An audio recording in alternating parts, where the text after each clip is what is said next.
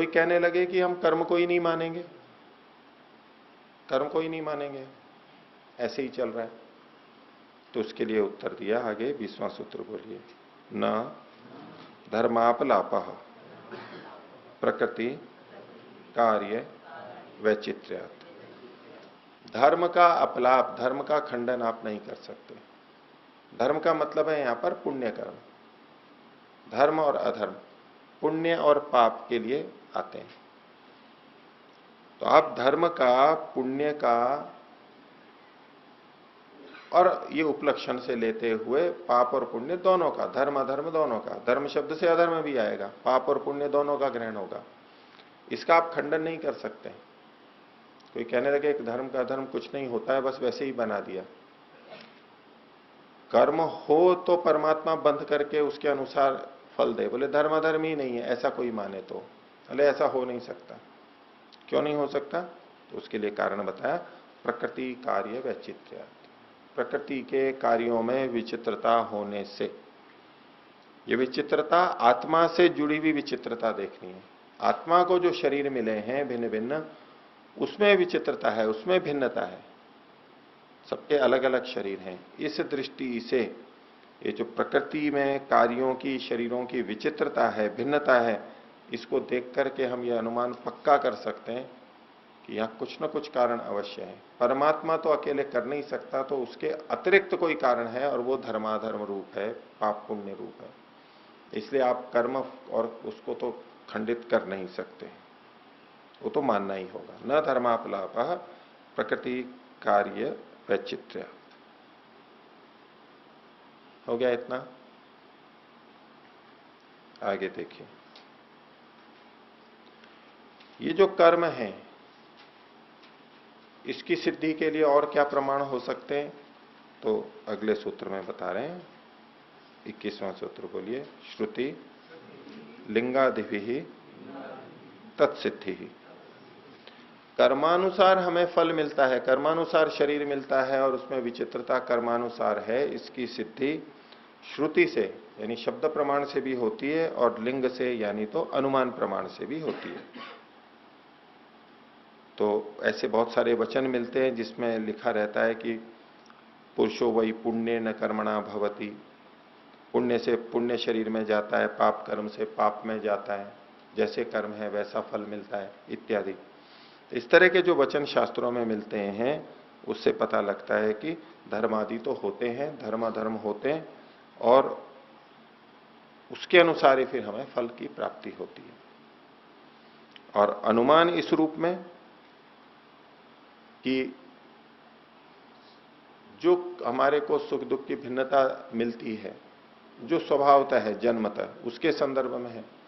अन्यायपूर्वक जो मिलती है वो हमारे कर्म का फल हो, ऐसा नहीं। जो व्यवस्था से हमें मिलती है, ईश्वरीय व्यवस्था से, और जिसमें अन्य किसी मनुष्य का या हमारे वर्तमान की मूर्खता कारण ना हो, और फिर जो हमारे को प्राप्त होती है बची हुई, वो भिन्नता है। उसी भिन्नता से हमें अनुमान भी हो जाता है कि कर्म तो हैं। तो श्रुति से और लिंगादि से ये सिद्ध हो जाता है। और इसको दूसरे ढंग से भी ले सकते हैं कि लिंग का मतलब यहां प्रमाण, अनुमान प्रमाण न लेके श्रुति लिंगादि भी, श्रुति और जैसे मीमांसा के अंदर था श्रुति लिंग वाक्य प्रकरण स्थान समाख्या आदि, तो उसमें श्रुति साक्षात वचन और कोई लक्षण हमारे को दिखाई दे रहा है वचनों में ही, इससे संकेत हमारे को मिल रहा है, उससे पता लग जाता है। तो यानी इन सबको हम एक तरह से शब्द प्रमाण के अंतर्गत लेते हुए कर सकते हैं। और नहीं तो श्रुति और अनुमान, शब्द प्रमाण और अनुमान, इससे सिद्धि होती है। तो पूर्व पक्षी इतने मात्र से संतुष्ट नहीं है, वो कहता है इसमें तो कोई प्रत्यक्ष प्रमाण बताइए आप कि ये इसने ऐसा कर्म किया और उसके कारण से उसको ये जन्म हुआ। प्रत्यक्ष प्रमाण बताइए। श्रुति से और अनुमान से हमारे को संतुष्टि नहीं होती। ये सामान्यतः हमारे बीच में भी होता ही रहता है। हम जब सुनते हैं कर्मानुसार होता है, ये कैसे पता लगे कि कर्मानुसार ही हमारे को ये मिला है? कहते हैं कि भिन्नता है, विचित्रता है, इसी से पता लगता है। बिना कारण के कार्य नहीं होता है। कारण, कार्य में भेद है तो कारण में भी भेद होगा। ये अनुमान युक्ति से हम प्रयोग करें तो बोले नहीं, इससे नहीं, कोई और पक्का प्रमाण ऐसे कुछ, यानी वो प्रत्यक्ष जानना चाहता है, प्रत्यक्ष मेरे को बोध हो, ये इच्छा बनी रहती है, और नहीं तो पक्का विश्वास नहीं होता। ऐसा ही ये पूर्व पक्षी के है। तो वो कह रहा है कि ठीक है, आपने श्रुति और अनुमान की बात कही, लेकिन प्रत्यक्ष हो वो बताओ। बिना प्रत्यक्ष के हम इसको नहीं मानेंगे। प्रत्यक्ष नहीं है तो कोई और प्रमाण हम नहीं मानेंगे, ऐसा यदि कोई कहे। बातचीत में भी बहुत बार होता रहता है, किसी बात को हम रखते हैं शब्द प्रमाण से, अनुमान से, बोले नहीं ये भले ही कितना भी हो, ये तो आप प्रत्यक्ष सिद्ध करके बताओगे तभी होगा। और फिर उदाहरण झट से वैज्ञानिकों का दे देते हैं, आधुनिक विज्ञान का, कि देखो वो जो भी चीज करते हैं प्रत्यक्ष बता देते हैं, तो मान लेते हैं हम। आधुनिक विज्ञान प्रत्यक्ष पर आधारित है, प्रत्यक्ष पे सब कुछ सिद्ध होता है तो हर कोई मान लेता है, सब स्वीकार कर लेते हैं। तो आधुनिक विज्ञान को प्रत्यक्ष मान के चलते हैं। आधुनिक विज्ञान में भी बहुत सी बातें प्रत्यक्ष हैं, लेकिन सारी बातें प्रत्यक्ष नहीं होती हैं। अनुमान से भी बहुत सारा जानते हैं, प्रत्यक्ष होता ही नहीं है। सूक्ष्म कणों का प्रत्यक्ष आज तक नहीं हुआ उनको, लेकिन फिर भी मानते हैं। किसी भी सूक्ष्मदर्शी यंत्र से, माइक्रोस्कोप से, इलेक्ट्रॉनिक या एटॉमिक माइक्रोस्कोप जो भी हो सूक्ष्म से, उनसे भी ये इलेक्ट्रॉन प्रोटॉन न्यूट्रॉन दिखते ही नहीं है। प्रत्यक्ष मतलब आंख से दिखे कि हाँ देखो ये कण। कोशिकाएं दिख जाती हैं, कोशिकाओं के अंदर के गुणसूत्र दिख जाते हैं, और चीजें भी दिख जाती हैं, लेकिन बहुत कुछ तो अनुमान से ही चलता है इनका। इतने सूक्ष्म होते हैं कि वो अनुमान से ही पता लगाते हैं, लक्षणों से, लिंग से। ये चिन्ह है इसका मतलब है ये होगा, ये चिन्ह है इसका मतलब ये होगा। प्रत्यक्ष नहीं होता है। पर आजकल वो सारा यो मोटा मोटा ज्ञान रहता है विज्ञान का कि वो तो प्रत्यक्ष है।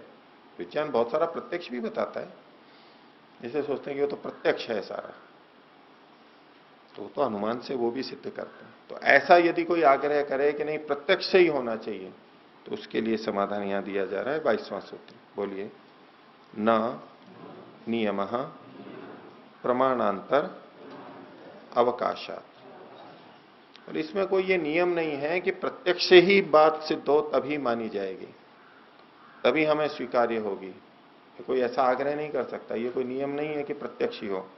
तो न नियम, क्यों नहीं है नियम? प्रमाणांतर अवकाशात, अन्य प्रमाणों को भी तो स्थान है, अन्य प्रमाणों का भी तो अवकाश है, अन्य प्रमाण भी तो होते हैं। यदि हर बात प्रत्यक्ष प्रमाण से ही सिद्ध होती, यही नियम होता, तब तो अन्य प्रमाणों की आवश्यकता ही नहीं थी। बस प्रत्यक्ष से ही सिद्ध करना है, प्रत्यक्ष से सिद्ध होगा तो मानेंगे, नहीं होगा तो नहीं मानेंगे। पूरा निर्णय केवल प्रत्यक्ष के आधार पर ही, अब नियम बन सकता था। लेकिन दूसरे भी प्रमाण हैं, उनसे भी बातें सिद्ध होती हैं, तो यहां पर विकल्प देखा जाता है कि प्रत्यक्ष नहीं है तो दूसरे प्रमाणों से सिद्ध होगी, और दूसरे प्रमाणों से भी सिद्ध हो रही है तो स्वीकार्य होती है। तो सदा सब जने सब जगह पे हर वस्तुओं के लिए प्रत्यक्ष नहीं कर सकते, किसी का कहीं कहीं प्रत्यक्ष होगा, ये उनकी कही हुई बात को हम लोग मानते हैं, स्वीकार करते हैं। तो अन्य प्रमाणों का भी प्रयोग होता है। इसलिए मात्र प्रत्यक्ष का आधार लेके कोई कहने लगे कि प्रत्यक्ष होने पे ही मानूंगा, तो ऐसा तो कोई नियम नहीं है, अन्य प्रमाण भी होते हैं। अब हवा को देखकर, हवा को कोई कहे कि मेरे को हवा को दिखाओ तो ही मैं मानूं कि हवा है, तो ये कोई नियम नहीं है कि हर चीज दिखे तो ही उसको माना जाए। आपको स्पर्श से पता लगती है तो भी माना जाता है, दूसरे प्रमाण भी तो हैं, उनकी भी तो प्रामाणिकता है। ऐसे ही यहां प्रत्यक्ष की दृष्टि से हम कहेंगे कि श्रुति और अनुमान, शब्द प्रमाण और अनुमान से भी बात को माना जाता है, स्वीकार किया जाता है। तो न नियम प्रमाणांतर अवकाशात। अगला सूत्र बोलिए, उभयत्र अपि एवं। दोनों जगह ऐसा ही है। और दोनों जगह कौन से हैं, तो उसकी संगति लगाते हैं। पीछे 20वें सूत्र में कहा था न धर्मापलापा, धर्म का अपलाप नहीं कर सकते। तो धर्म शब्द था केवल वहां पर, और उस धर्म के विपरीत दूसरी चीज होगी अधर्म। तो बोले जैसे धर्म का हम अपना आप खंडन नहीं कर सकते, ऐसे अधर्म का भी खंडन नहीं कर सकते। कर्म की विचित्रता, उसके भेद से कार्य में विचित्रता होती है। तो जैसे धर्म की विचित्रता से कार्य में विचित्रता होती है, ऐसे अधर्म की विचित्रता से, भिन्नता से भी कार्य में विचित्रता होती है। और जैसे धर्म की सिद्धि श्रुति और लिंग से, अनुमान से होती है, प्रमाणित होता है, ऐसे अधर्म भी श्रुति से और अनुमान प्रमाण से सिद्ध होता है। तो उभयत्रापि एवं, जैसे धर्म की सिद्धि होती है ऐसे अधर्म की भी होती है। दोनों ही जगह पे ये सारी बातें हमें लगानी चाहिए, धर्म और अधर्म दोनों के लिए। तो धर्म को भी जानना है श्रुति से, अनुमान से, प्रत्यक्ष भी होता है तो प्रत्यक्ष भी, और अधर्म को भी जानना है श्रुति से और अनुमान से। अब जब ये बात कही सिद्धांति ने उभयत्रापि एवं, तो पूर्व पक्षी कह रहा है कि अधर्म को जानने की क्या आवश्यकता है, उसके लिए प्रमाणित करने की क्या आवश्यकता है? जब धर्म को जान लिया तो अधर्म को भी जान लिया। धर्म से विपरीत अधर्म है तो धर्म को जान लिया, बस। धर्म को जान लिया तो बाकी कुछ भी है वो अधर्म हो जाएगा।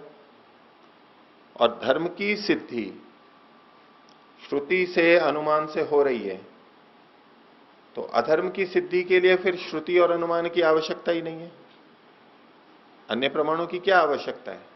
सिद्धांति ने कहा था उभयत्रापि एवं, अधर्म की सिद्धि भी श्रुति से, शब्द प्रमाण से होती है और अनुमान से होती है। तो पूर्व पक्षी आशंका रख रहा है कि धर्म की सिद्धि श्रुति से, शब्द प्रमाण से, अनुमान से हो जाती है, बस ठीक है, अब अधर्म की सिद्धि करने की क्या आवश्यकता है?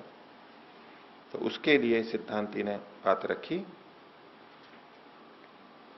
अच्छा, दूसरा मतलब पूर्व पक्षी ये कहे कि ये तो अर्थापत्ति से ही आ जाता है।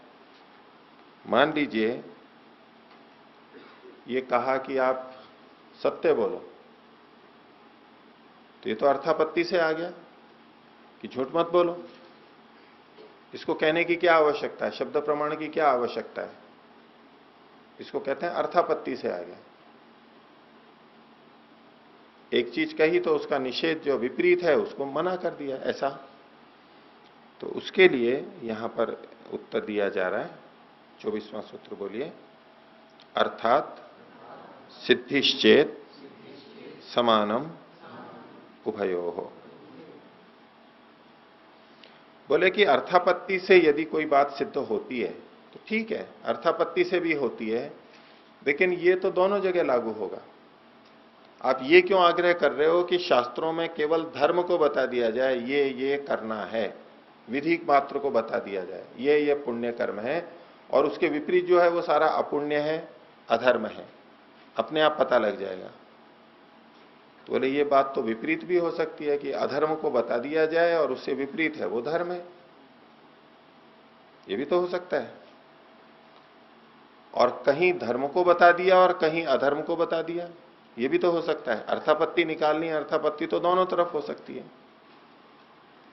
कहीं धर्म को बता दिया, अब उसके विपरीत अधर्म ही बताया जाए कि ये मत करो, सब जगह लिखा हो, आवश्यक नहीं, केवल विधि कर दी, ऐसा करना चाहिए, ये धर्म है, तो उसके विपरीत अधर्म का हमें पता लग जाता है। और कहीं अधर्म को भी बता देते हैं शास्त्र, ये गलत है, तो इसका मतलब है इसके विपरीत जो है वो धर्म है। पूर्व पक्षी का ये आग्रह था कि बस केवल धर्म को बता दिया जाए, अधर्म को बताने की जरूरत नहीं है, निषेध को बताने की जरूरत नहीं है, एक से ही हो जाएगा। ये सिद्धांति कह रहा है कि ये बात तो दोनों तरफ लागू होती है, और दोनों तरह से कथन हो सकते हैं। धर्म को बताया तो अर्थापत्ति से अधर्म आ जाएगा, और अधर्म को बताया तो अर्थापत्ति से धर्म भी आ जाएगा। दोनों ही शैलियों से समाज शास्त्रों में वर्णन होता है, इसलिए दोनों के लिए शब्द प्रमाण और अनुमान प्रमाण दोनों जगह लगेंगे, दोनों तरह की शैलियां देखी जाती हैं। तो उसके लिए इन्होंने कुछ उदाहरण दिए, जैसे कि यजुर्वेद का कहा मां हिंसी पुरुषम जगत, इसको पुरुष को और जगत को, संसार का हिंसा मत करो, नाश मत करो। अब ये निषेधात्मक है ना, ऐसा मत करो। यानी उनकी हिंसा करना पाप है ये बताया जा रहा है, अधर्म है ये बताया जा रहा है। अब इससे अर्थापत्ति क्या आ जाएगी? इनकी रक्षा करो, चेतन प्राणियों की और जगत की, जड़ जगत की, दोनों की रक्षा करो। दोनों की रक्षा करनी है। मां हिंसी पुरुषम जगत। आगे कहा न स्तेयम आदमी, अथर्ववेद का है। जो स्तेय है यानी चोरी की चीज है उसको मैं नहीं खाता हूं, उसको मैं नहीं खाऊं। चोरी से कमाई हुई चीज को, धन को, उससे प्राप्त अन्न को मैं नहीं खाऊं, ये उसकी प्रतिज्ञा है, मुझे नहीं खाना चाहिए। ये निषेध के रूप में है। न स्तेयम आदमी, निषेध किया गया। तो इससे क्या निकल के आ जाएगा अर्थापत्ति से? अर्थात जो अस्तेय का हो, जो ईमानदारी से हो, अथवा किसी ने मेरे को दिया हो, मैं भिक्षुक हूं तो उसने मेरे को दिया है, मेरी मेहनत की दृष्टि से, उचित कर्तव्यों की दृष्टि से करते हुए जो मिला है, वो अब चोरी नहीं कहलाएगा, वो मुझे खाना है। तो निषेध किया है तो विपरीत अर्थापत्ति से विधि भी आ जाती है, धर्म भी आ जाता है। इसमें चोरी के बारे में कौन सी चोरी है, कौन सी चोरी नहीं है? स्तेय कहते हैं चोरी को, अस्तेय कहते हैं अचौर्य को। अहिंसा, सत्य, अस्तेय, तो यहां स्तेय शब्द आया। किसे चोरी मानेंगे, किसे चोरी नहीं मानेंगे? क्या परिभाषा करें, बताएंगे? चोरी किसे कहते हैं? स्वामी की वस्तु को, इनको दीजिए। किसी स्वामी की वस्तु को बिना आज्ञा के ले लेना, किसी की का कोई स्वामित्व है उसको बिना आज्ञा के ले लेना, ये चोरी कहलाता है, ये स्तेय है। और पूछ के ले लेना वो अस्तेय है। जिसका मालिक है उससे पूछ के लिया तो वो स्तेय है, अस्तेय है, और नहीं तो चोरी है। ठीक है, और ठीक है ये परिभाषा। एक जना रिश्वत दे रहा है और दूसरा रिश्वत ले रहा है, बोलिए आपकी परिभाषा, आपकी परिभाषा यहां पर घट रही है ना। जो रिश्वत दे रहा है उसका, वो उसका स्वामी है उस धन का, और लेने वाला उसकी स्वीकृति पूर्वक ले रहा है। वो दे रहा है प्रसन्नता से, देने वाला, और ये ले रहा है।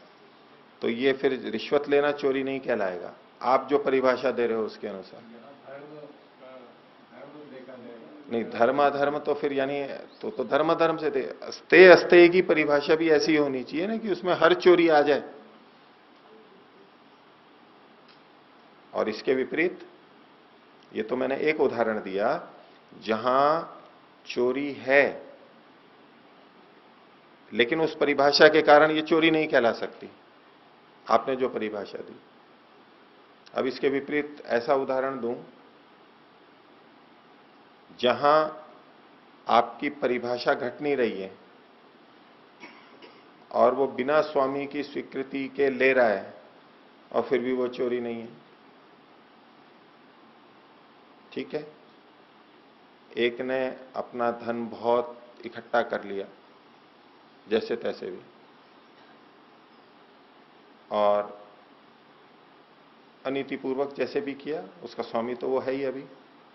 अब सरकार उस धन को अधिकृत करती है, उस मालिक की इच्छा नहीं है देने की, लेकिन शासन, सरकार उसको ले लेती है, उसकी अनिच्छा पूर्वक ही। इसको चोरी कहेंगे? अनिच्छा पूर्वक ले रहे ना, स्वामी से पूछे बिना, उसकी इच्छा के बिना।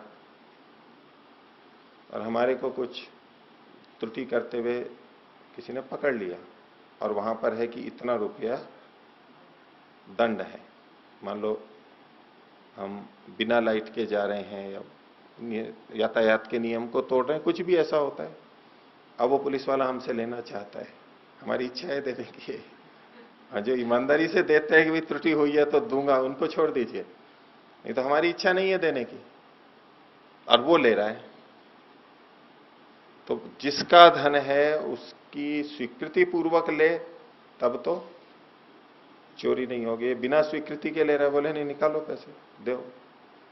रेल में चढ़ गए बिना टिकट के, अब वो पूरा पैसा ले रहा है, अधिक शुल्क यानी दंड सहित पैसा ले रहा है परिचालक,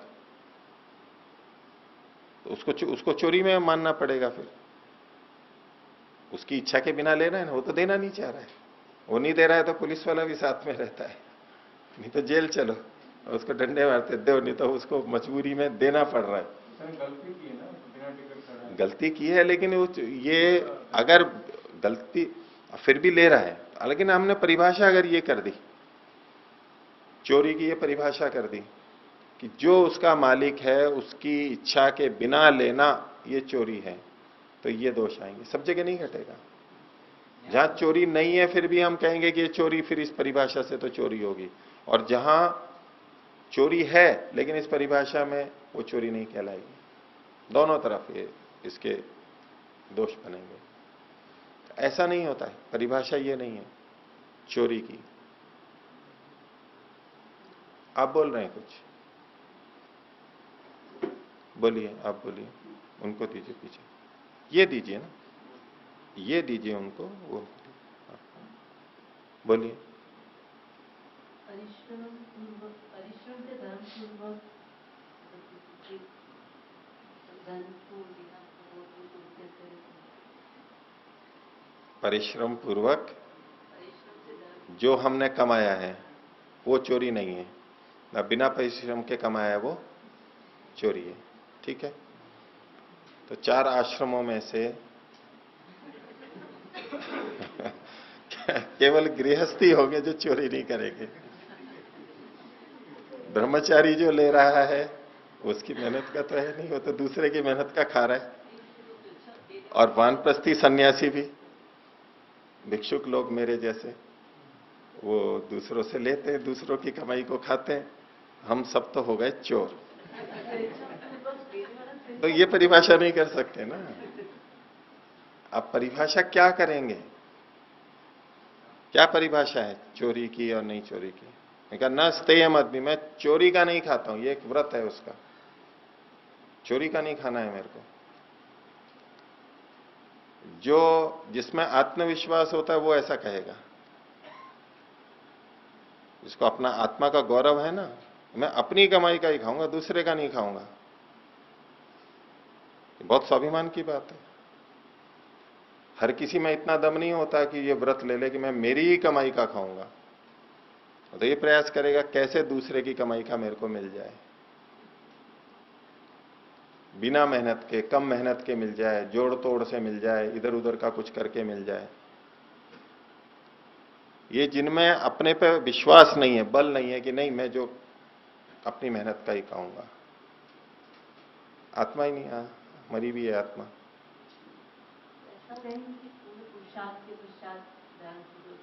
पूर्ण पुरुषार्थ के पश्चात धर्म पूर्वक जो कमाया जाए वो की वही बात है।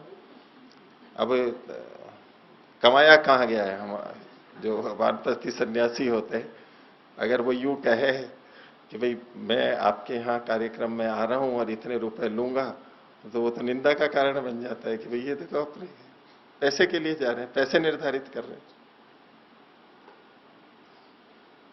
विद्यार्थी भी ऐसा करेगा कि वो मेहनत तो दिख रही है, पढ़ रहा हूं, बोले मैं इतना पढ़ूंगा मेरे को इतने रुपए दो, ऐसा कह सकता है कि वो अपनी उन्नति के लिए कर रहा है वो? बोलिए। किसी अन्य का हक मार करके स्वयं उसका अपना हित कर ले, वह स्ते कहलाएगा। जैसे श्री कृष्ण के एक उसमें आता है उदाहरण के, सुदामा जी ने श्री कृष्ण के हिस्से के चावल खुद खा लिए, तो ये स्ते में आएगा। स्ते में आएगा। अच्छा, वो चावल श्री कृष्ण जी ने दिए थे या चुराए हुए थे? चने कह लीजिए। उनकी गुरु माता संदीपन की पत्नी ने उनको दिए थे कि ये आप जा रहे हैं जंगल में रखी मिलते, तो कृष्ण जी को भी दे देना। तो अच्छा, उन्होंने उनको न दे अच्छा, करके खुद खा लिए थे। अच्छा, उसी को देने के लिए बाद में गए थे। क्या कहते हैं, राज्याभिषेक के समय दोबारा देने गए थे, ऐसे मन में बात हुआ था। ये ठीक है, ये चोरी है कि जो चीज दूसरे की है उसको ले लेना, ठीक है, दूसरे का हक मार के ले लेना। अब वो हक मारा जाए नहीं मारा जाए वो है, कई बार जब्त कर लेते हैं, किसी ने कोई अपराध किया और उसकी सारी संपत्ति को जब्त कर लेती है सरकार, न्यायालय निर्णय दे देता है उसको जब्त करो, जबकि वो उसकी मेहनत की कमाई भी थी, लेकिन उसने अपराध ऐसा कर दिया कि वो सारे उसका जब्त कर लिया जाता है, इसको कोई आश्रय नहीं रहे, तो सरकार भी चोरी में आ जाएगी फिर। हाँ बोलिए। अन्यायपूर्वक स्वामी की इच्छा के विरुद्ध कोई पदार्थ लिया जाए। ठीक है, दो चीजें जोड़ते इन्होंने, स्वामी की इच्छा के बिना और अन्यायपूर्वक। ये अन्याय का मतलब कैसे, अन्याय को कैसे परिभाषित करेंगे वहां?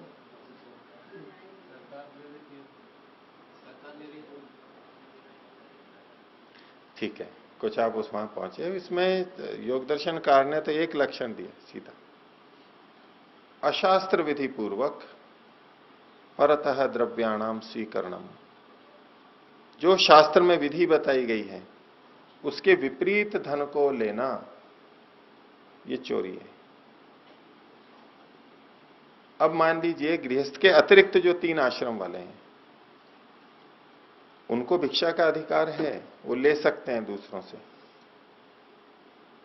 लेकिन वो अपने आश्रम के कर्तव्यों का पालन नहीं कर रहे हैं जो उनको करना चाहिए, वेशधारी हैं और अब किसी के भी भिक्षुक की तरह से चले गए, देने वाले ने भी प्रसन्नता से दिया, बड़ी खुशी से कि मेरे यहां कोई साधु सन्यासी आया, अब ये चोरी के अंतर्गत आएगा। देने वाला खुशी से दे रहा है, दक्षिणा भी दे रहा है और आमंत्रित कर रहा है आप फिर आइए, लेकिन ये जो खाने वाला है उसके लिए चोरी होगा ये, क्योंकि अशास्त्र विधि पूर्वक है, वो अपने आश्रम के कर्तव्य का पालन नहीं कर रहा है, केवल वैसे ही खा पी रहा है, वस्त्र धारण कर रखे हैं, ये कोई आश्रम के धर्म का पालन थोड़ा ना होता है।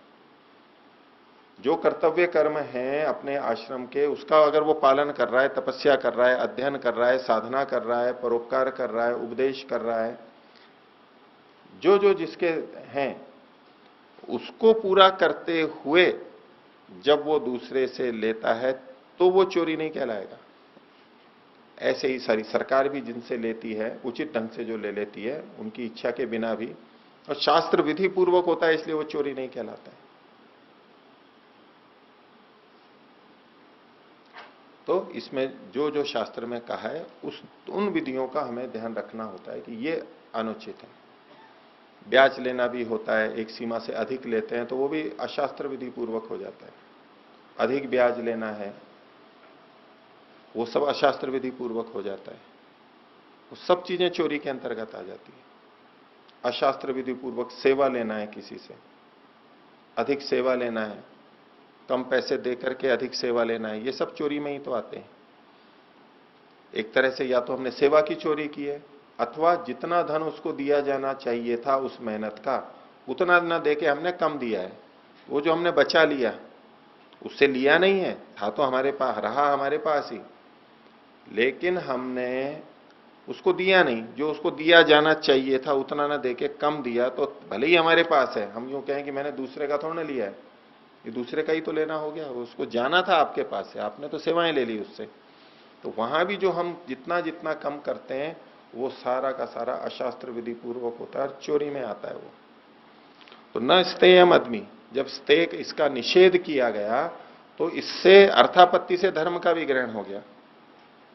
अक्षयर्मा दिव्य, पासों से मत खेलो, तो अब इसके लिए कौन सी ऐसी विधि हम कहें कि ये विधि की गई तो पासों से मत खेलो वो आ जाएगा? तो अक्षयर्मा दिव्य, पासों से मत खेलो, मेहनत से काम करो। तो ऐसे ऐसे बहुत सारी चीजें, मां गृध कस्य स्वित धनम, ये सारी चीजें लोभ ना करें, तो निषेध मुख से भी कहा जाता है। इसलिए अधर्म के विषय में भी यही प्रमाण बनेंगे, शब्द प्रमाण और अनुमान। और इस प्रकार से अधर्म भी भिन्न प्रकार का होता है और इसलिए न तो धर्म का अपलाप कर सकते न अधर्म का अपलाप कर सकते। कर्म की विचित्रता से सृष्टि की विचित्रता तो होगी। ठीक है, किन्हीं को कुछ कहना है, पूछना है? बोलिए।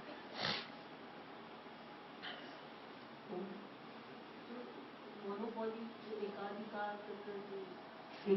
कर कर जो चीजें दे, मतलब वो अपना प्राइस एक मुझे निश्चित कर देता है, तो फिर मतलब वो जगह उसमें भी चोरी हो जाएगा। आपका एकाधिकार का मतलब है मोनोपोली ऐसी करके कि और कोई है ही नहीं और मनमाना दाम उसमें कर लें, लोगों को मजबूर होकर के खरीदना पड़ेगा उसी भाव में। बोलकर बोल रहा है कितना मेरे को देखना मुझे निश्चित करनी आपको पता लगता है कि आपकी आवाज कम आ रही है, नहीं आ रही है? कितना मुझे निश्चित कर दिया, ऐसा बता बोलकर कर रहा है, फिर भी चोरी हो जाएगी। वो अशास्त्र विधि पूर्वक होगा।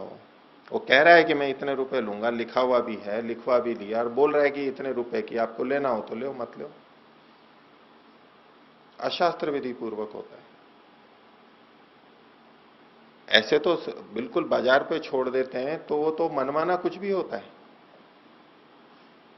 और उसका जो मजबूरी का फायदा उठा के जो अधिक लाभ कमाता है वो उसकी मेहनत का थोड़ा ना है।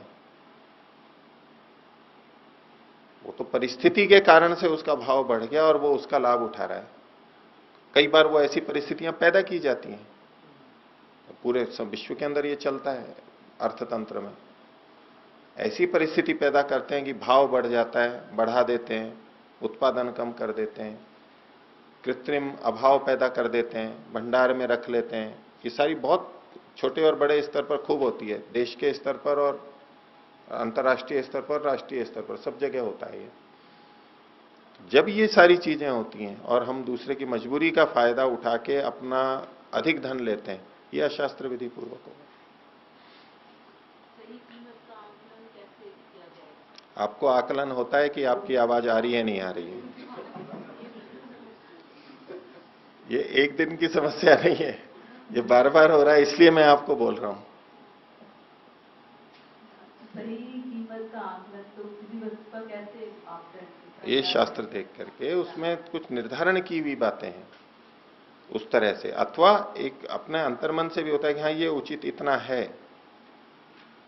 अब उससे दुगना तिगना भी लेते हैं व्यक्ति, पता लगता है ना। एक सहज सामान्य स्वीकृत होता है भाई हाँ इतना उचित है, उचित तो लाभ लेगा ही, नहीं तो कोई धंधा क्यों करेगा, सामान क्यों बेचेगा। एक उचित तो होता ही है, वो स्वीकार्य है। उसके अतिरिक्त जैसे बन जाता है उसको तो हम लेंगे, और वो हमें पता लग जाता है कि भाई ये अब अति हो रही है। तो ये जो धर्म अधर्म की बात आई उसके कारण से ये प्रमाणों से भी सिद्ध है, और प्रकृति के कार्यों की विचित्रता इसके आधार पर होती है। तो अब इस विषय में कहा कि ठीक है, धर्म अधर्म होते हैं, उसका फल भी सुख दुख होता है, और यदि माना जाए तो ये तो फिर कहां जुड़ेंगे, ये तो बोले आत्मा में जुड़ेंगे, तो आत्मा तो असंग है, असंग है ये तो।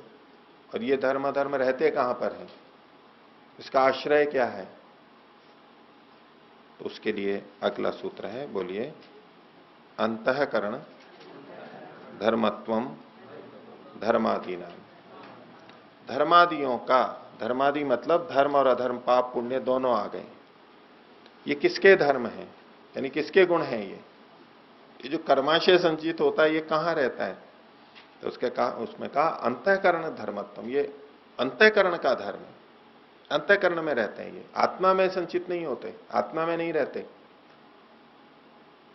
कर्म हमने क्रिया, क्रिया हो गई बाह्य इंद्रियों में, शरीर में, वो क्रिया तो वहीं समाप्त हो गई। अब जो उसका संचय है, वो जो कर्म रूप क्रिया है वो तो क्षणिक है, वो तो वहीं समाप्त हो गई। अब ये कहां रहता है? तो उसके लिए कहा जा रहा है कि ये धर्मादियों का धर्मत्व, ये किसके धर्म है? ये अंतःकरण के धर्म है। अंतःकरण के आधार पर फिर आत्मा को उसका भोग होता है। कर्तृत्व अंततः चेतन होने से आत्मा का है, लेकिन क्रियाएं शरीर में होती हैं और उसका प्रभाव चाहे संस्कार रूप में हो, वासना रूप संस्कार हो, चाहे धर्माधर्म रूप संस्कार हो, वो चित्त के अंदर रहेंगे। मतलब अंतःकरण के अंदर रहेंगे। पीछे बताया था इन्होंने मन के लिए तथा अशेष संस्कार आधारत्वात्। ये भी एक प्रसंग चलता रहता है कि ये धर्माधर्म रहते कहाँ हैं, कुछ आत्मा में कहते हैं, कुछ अंतःकरण में बोलते हैं, दोनों तरह के वचन मिलते हैं। तत्वतः देखा जाए तो आत्मा के अंदर वो स्वीकार नहीं होता है, वो अंतःकरण में होता है, जैसा कि ये सूत्र कह रहे हैं। और जहां कहीं आत्मा का कथन आता है तो चूंकि अंतःकरण आत्मा का ही उपकरण है, उसको गौण रूप से आत्मा के लिए कह देते हैं, भाई इस आत्मा में बड़े धर्माधर्म किए हैं, इसके बहुत धर्माधर्म है, लेकिन ये रहेंगे अंतःकरण में।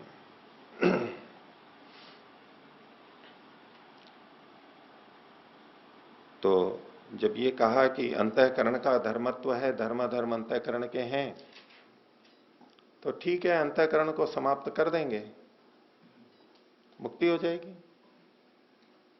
ये जो कर्म धर्म अधर्म के कारण से हमें फल मिल रहा है, शरीर मिल रहे हैं, यदि अंतःकरण ही समाप्त हो जाए तो सब समाप्त है, छुटकारा हो जाएगा सारा। मन के कारण ही तो बंधन है, ये अंतःकरण के कारण ही, इसको ही समाप्त कर दो तो बस समाप्त हो गया। तो उसके लिए उत्तर दिया जा रहा है 26वां सूत्र, बोलिए।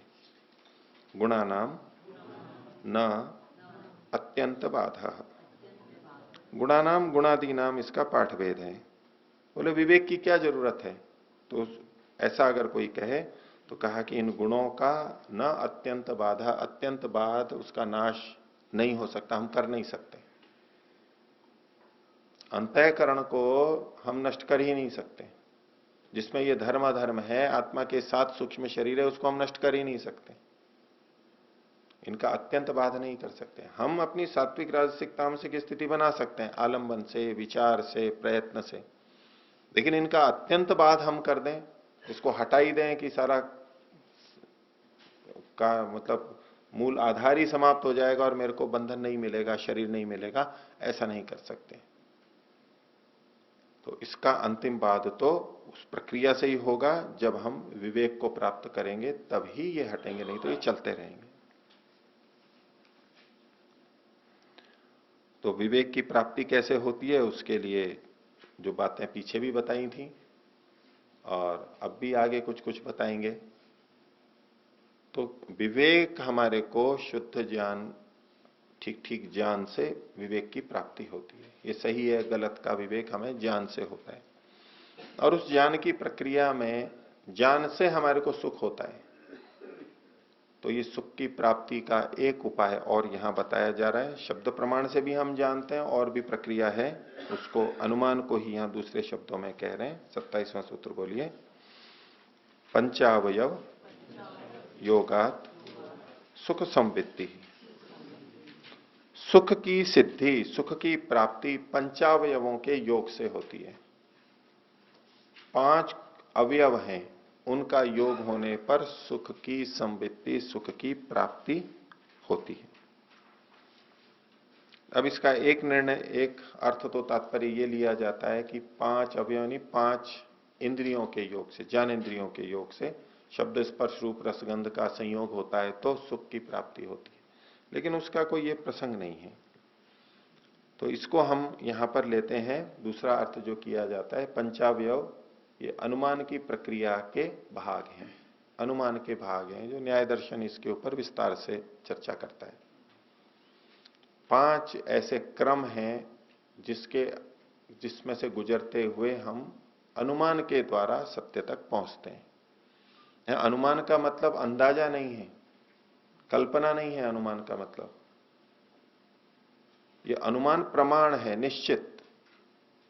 और वो निश्चित क्यों बनता है, कैसे बनता है, तो ये 5 अवयवों के कारण से। तो उसके लिए एक प्रतिज्ञा, हेतु, उदाहरण, उपनय और निगमन, ये 5 प्रक्रिया। प्रतिज्ञा, हेतु, उदाहरण, उपनय और निगमन।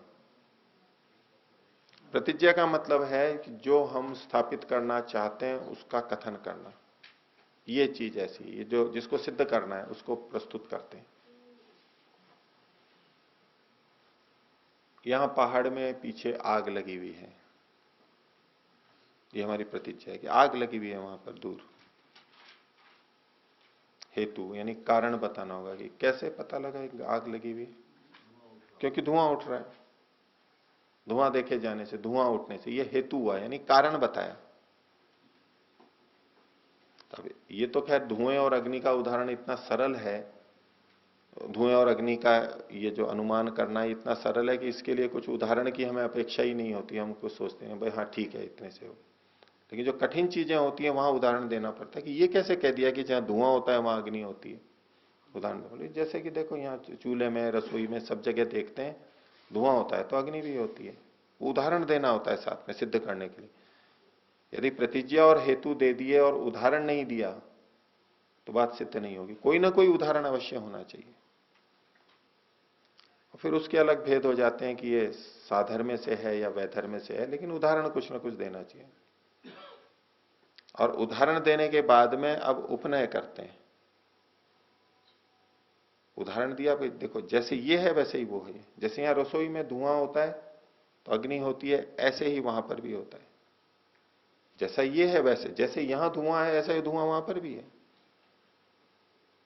और फिर अंत में निष्कर्ष देते हैं, निगमन, चूंकि यहां पर धुआं दिखाई दे रहा है इससे सिद्ध है कि यहां अग्नि है। उसी बात को दोहराते हैं फिर हेतुपूर्वक निगमन। ये एक प्रक्रिया उन्होंने बना रखी है। तो ये जो पांचों अवयवों का योग होगा, इनका प्रयोग करेंगे हम उचित रीति से तो सुख की प्राप्ति होगी, दुख की निवृत्ति होगी। हम अगर केवल प्रत्यक्ष में ही लगे रहे तो सब चीजें नहीं जान सकते। बहुत सारी चीजें जो प्रत्यक्ष नहीं हो सकती। प्रत्यक्ष तो थोड़ा ही होता है, प्रत्यक्ष अल्प होता है, और अप्रत्यक्ष होता है वो अनल्प होता है, अधिक होता है। इस संसार की चीजों को हम देखें सारा, जितना हम जानते हैं उसमें हम प्रत्यक्ष से अधिक जानते हैं या अनुमान शब्द प्रमाण से अधिक जानते हैं? कितनी सारी चीजें हैं जो हम अनुमान से जानते हैं। अभी ये बिजली आई, कैसे पता लगा? प्रत्यक्ष से या अनुमान से? प्रत्यक्ष या अनुमान? प्रत्यक्ष देखा ना, पंखा चल गया, बिजली आ गई, प्रकाश हो गया, प्रत्यक्ष हुआ ना। तो प्रत्यक्ष तो पंखे का और इसका हुआ, लेकिन वो जो तार में से बिजली आई, वहां से जो सप्लाई आई, उसका तो हमारे को प्रत्यक्ष नहीं है। ये तो अनुमान से पता लगा हाँ आ रही। और यदि पंखा धीमा चल रहा हो और बत्ती भी बहुत हल्की हो तो पीछे से कम वोल्टेज आ रहा है, डिम हो रहा है कुछ। ये सब कितनी चीजें हम अनुमान से कर रहे हैं। आपको बैठे बैठे देर हो गई, अब लगने लगा हम घुटनों में दर्द शुरू हो गया है, क्या पता लग जाता है इससे? प्रतिदिन के ज्ञान से 3 बजने वाले कक्षा का समाप्ति का समय है, उपासना की समाप्ति का समय है। हमें बहुत सारी चीजें जो हम यूं सोचते हैं कि ये तो प्रत्यक्ष चल रहे हैं, लेकिन अनुमान से करते हैं। कपड़े सूख गए, कैसे पता लग जाता है? कैसे पता लगता है? देख के भी लग जाता है, छू करके लगता है? देख के भी लग जाता है। ये हो गया या इतना समय हो गया और अब वो सूख ही गए हो गया। हमें पता है कि अभी गर्मी के दिन है और इतने घंटे में सूख जाता है। हम बिना गए देखे भी बोल देते हैं कपड़े सूख गए, उठा लाओ, और हम चल देते हैं उठाने के लिए भी। प्रत्यक्ष तो नहीं किया है अभी हमने, लेकिन ज्ञान हमारा निश्चयात्मक है। ऐसे बहुत चीजें हम करते रहते हैं। तो प्रत्यक्ष तो थोड़ा होता है, अनुमान बहुत होता है, और अनुमान का प्रयोग हमें ठीक ठीक आना चाहिए। वो पंचावयव के योग से सुख की संवित्ति प्राप्ति होती है, ये इस सूत्र में बताया। अब उसका विस्तार तो न्याय दर्शन में है, वो यहां नहीं देखेंगे। इन्होंने केवल संकेत किया है, उन्होंने केवल संकेत किया है। ठीक है, अब आगे देखिए। भी अनुमान करते हैं तो एक बार ये जो व्याप्ति बनाते हैं, पीछे जो कहा प्रतिबंध दृश्य है, प्रतिबद्ध ज्ञानम, संबद्ध ज्ञान होना चाहिए। पीछे भी जो संबंध से अनुमान को बताया, तो ये संबंध हम अनुमान करते समय बहुत जल्दी लगा लेते हैं। तो कैसे होना चाहिए वो संबंध? तो उसके लिए 28वां सूत्र बोलिए। न सकृत ग्रहणात् संबंध सिद्धि। ये जो हम हेतु प्रयोग करते हैं, ये होता है तो ऐसा होता है, तो न सकृत ग्रहणात्, एक बार ग्रहण से संबंध की सिद्धि नहीं होती है। एक बार ग्रहण से यानी एक बार हमने धुआं देखा कहीं और अग्नि भी देखी, तो इससे ये नहीं सिद्ध हो जाता है कि जब जब धुआं होता है तब तब अग्नि होती है। एक बार से नहीं होता है, एक बार से नहीं होता है, वो कई बार हमने देखा है, बार बार देखा है, तब ये संबंध बन जाता है कि हाँ जब जब धुआं होता है तब तब अग्नि होती है। एक बार से कहेंगे तो वो संबंध सिद्ध नहीं होगा, और एक बार से लेके हमने संबंध बना भी लिया तो हम अनुमान गलत कर जाएंगे। वैज्ञानिक भी ऐसा ही करते हैं, एक बार बार करते हैं एक ही प्रयोग को, बार बार वही उत्तर आता है, एक जगह ऐसा आता है, दूसरी जगह भी ऐसा आता है, एक ने किया वहां भी ऐसा, दूसरे ने किया वहां भी ऐसा, तब जाकर के संबंध बन जाता है कि हाँ जब जब ऐसा होगा तब तक ये भी हम मान लेंगे। एक बार से नहीं होता है। कई बार हमारे को हम निष्कर्ष निकाल लेते हैं कि किसी एक स्थान पर गए, शिविर में गए या किसी के घर पे गए और वहां हमारे को बुखार आ गया। ठीक है, कब आया बुखार, ज्वर कब आया, जब हम उस जगह गए। उससे पहले तो मैं ठीक था, अब यहां आते ही मेरे को बुखार हो गया और शिविर में परेशान रहे, चल दिए। अब एक हमने निश्चय निकाल लिया कि ये स्थान मेरे अनुकूल नहीं है, निष्कर्ष निकाल लिया ये स्थान मेरे लिए अनुकूल नहीं है, क्योंकि मैं गया था और मेरे को बुखार आया था। अब ये क्या किया उसने, एक बार देखने से निर्णय निकाल लिया, संबंध बना लिया कि यहां गया था बुखार आया था, इसका मतलब है कि इसी के कारण से हुआ ये, और तो कोई कारण नजर आता नहीं, अपना दोष तो कहां से नजर आएगा। और व्यक्ति उस स्थान से हमेशा के लिए परहेज कर लेते हैं। चिकित्सक के पास भी जाते हैं, उसने एक गोली दी, एक बार गोली ली, गोली 4-5 दिन की दी थी, एक बार एक दिन दी, अब एक दिन में कुछ नहीं हुआ तो डॉक्टर ठीक नहीं है। निष्कर्ष निकाल लेते हैं ना जल्दी से, उसको तो जल्दी है, जल्दी से जाना है, काम करना है, और बुखार में थोड़ा ना पड़े रहेंगे, स्वस्थ होना चाहता है। अगले दिन दूसरे डॉक्टर के पास गया, उसने भी दवाई लिख दी, वो खरीद ली, वो भी ली, वो भी ठीक नहीं हुआ। नहीं, तीसरे के पास गया, उसने भी दवाई लिख दी, उसने लिया। ऐसे तीसरे चौथे 5वें दिन बदलता रहा, और फिर अंतिम एक के पास गया, उस दिन ठीक हो गया उसको। कौन सा डॉक्टर अच्छा, 5वां या चौथा जो भी है, आखिरी वाला, इसकी दवाई से मेरे को ठीक हुआ, ये डॉक्टर अच्छा है, बाकी सारे खराब हैं।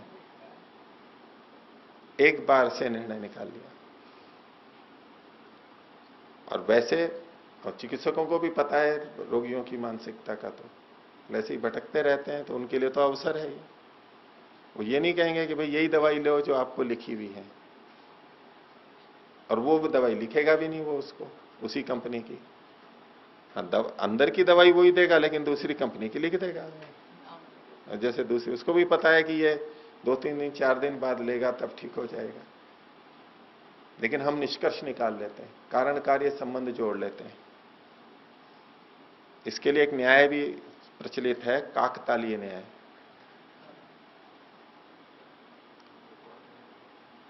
कौवा या पक्षी पेड़ पे बैठा और वो डाली टूट गई, वो बैठा और डाली टूट गई, तो उसने क्या संबंध बना लिया कि जब जब ये आएगा ये डाली टूटेगी, जबकि उसका कोई संबंध नहीं था आपस में। ऐसे ही हम कोई चीज खाते हैं, कई बार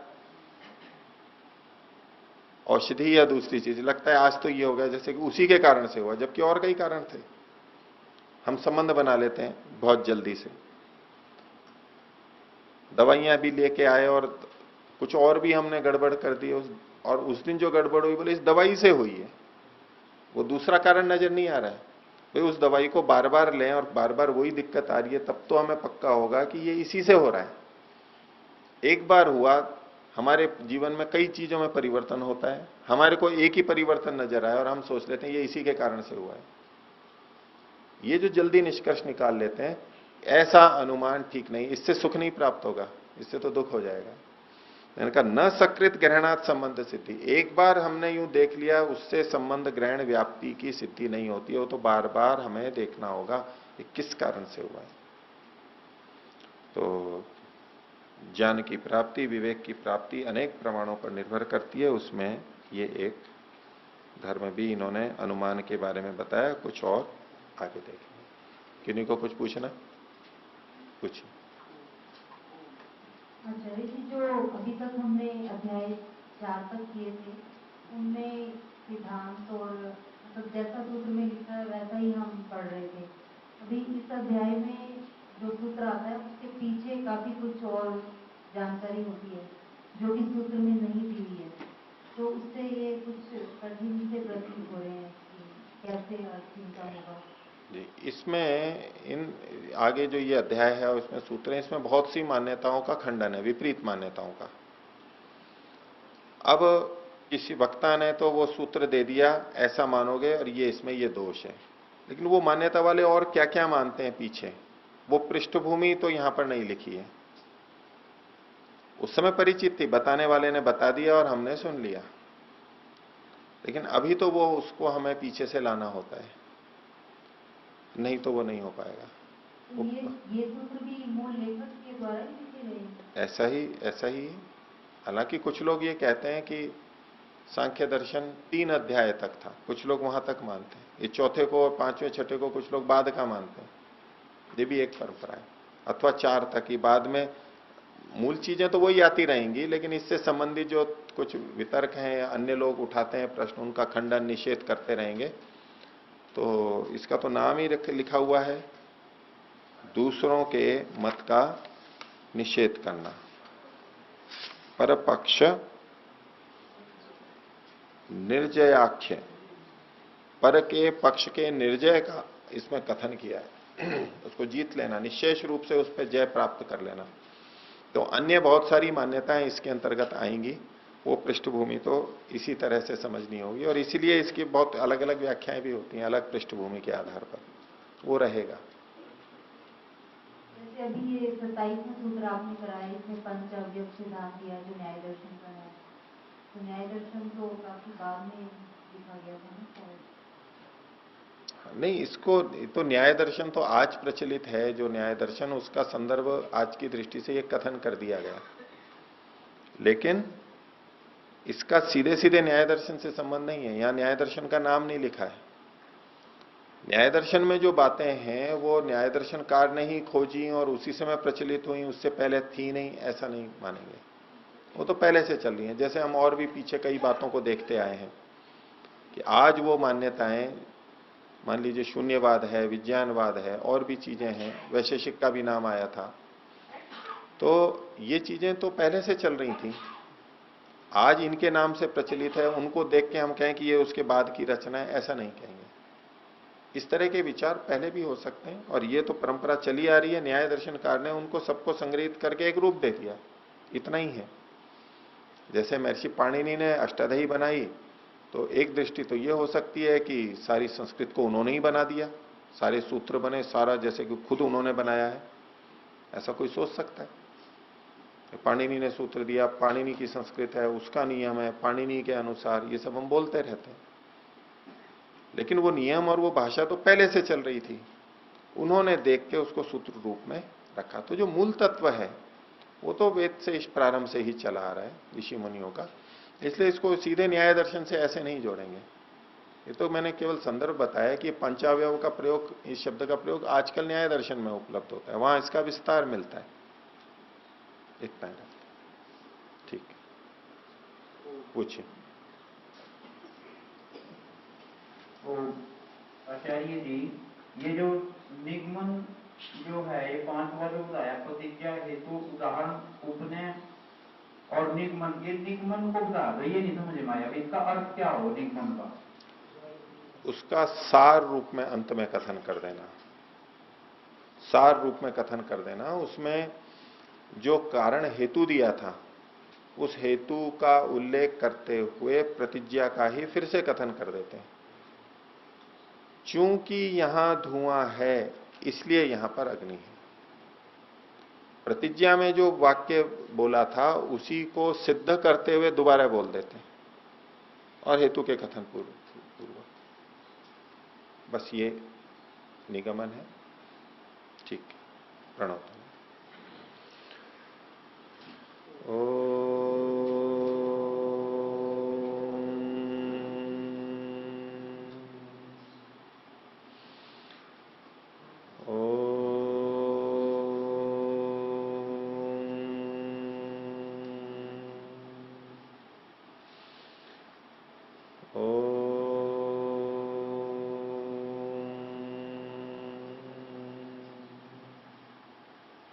सभी को सादर अभिवादन। ओम।